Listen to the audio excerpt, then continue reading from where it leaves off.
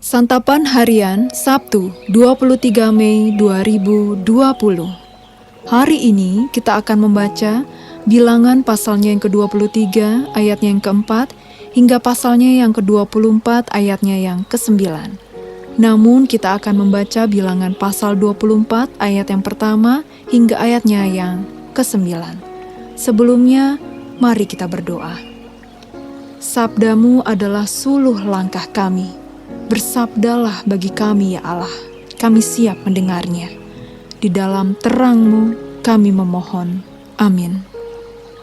Bilangan 24 ayat 1-9. Ketika dilihat Bileam bahwa baik di mata Tuhan untuk memberkati Israel, ia tidak mencarikan pertanda lagi seperti yang sudah-sudah, tetapi ia menghadapkan mukanya ke arah padang gurun. Ketika Bileam memandang ke depan dan melihat orang Israel berkemah menurut suku mereka, maka roh Allah menghinggapi dia. Lalu diucapkannya lah sanjaknya, katanya.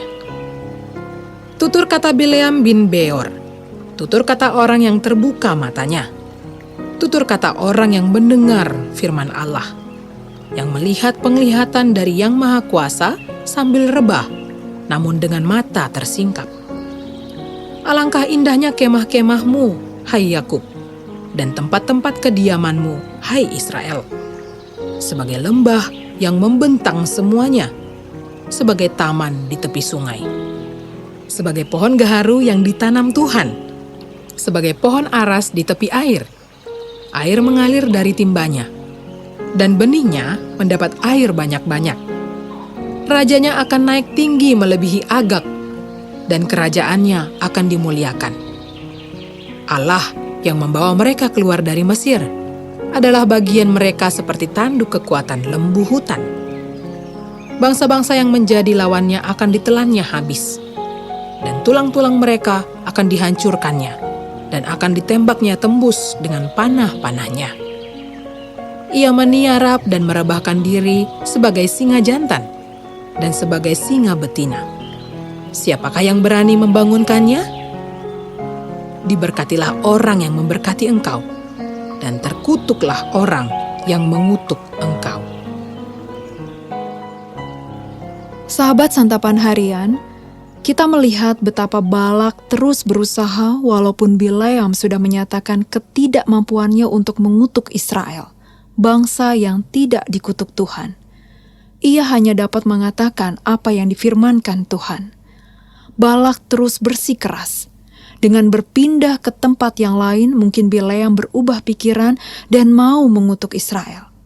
Bileam sendiri tahu bahwa ia tidak mungkin mengubah keputusan Allah, karena Allah bukanlah manusia yang berbohong dan tidak menepati perkataannya. Dan benar saja, lagi-lagi yang disampaikan Bileam adalah firman Tuhan yang melarangnya untuk mengutuk Israel. Sebaliknya, Tuhan menghendaki Bileam memberkati Israel. Balak melihat Israel sebagai musuh yang harus dikutuk. Namun, Bileam melihat Israel sebagai bangsa yang kudus, besar, dan berkemenangan di dalam Allah yang menyertai mereka. Pada akhirnya, Bileam mengabaikan perintah Balak dan menerima tugas Allah. Maka ia dipenuhi roh Allah dan mengucapkan berkat yang indah bagi bangsa Israel. Segigih apapun manusia berupaya, Tuhan tetap akan melaksanakan kehendak-Nya.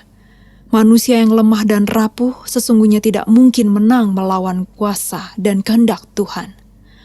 Kuasa seorang raja tak akan mampu mengalahkan kuasa Allah. Segala bangsa mau tidak mau mengakui bahwa Allah Israel adalah Allah yang berdaulat dan kehendak-Nya pasti terlaksana. Manusia dapat membuat banyak rancangan, tetapi keputusan Tuhanlah yang akan terlaksana. Manusia sering tidak menyadari betapa tidak berdaya dirinya, namun terus berupaya melawan Tuhan. Kita juga sering berupaya melawan kehendak Allah. Barangkali sama seperti Balak, kita menipu diri dengan pikiran bahwa Allah akan bekerja mengikuti tuntunan atau tuntutan kita. Ingatlah bahwa Allah itu Maha Kuasa. Seharusnya kita memohon ampun karena melawan kehendak Allah. kita mengaku perlunya tindakan yang patut dan tepat ketika menghayati firman Tuhan di dalam hidup kita. Mari kita berdoa. Ampunilah keangkuhan dan kesombongan kami, ya Allah, yang sering kali melawan kehendak-Mu. Di dalam kasih-Mu, Yesus, kami berdoa. Amin.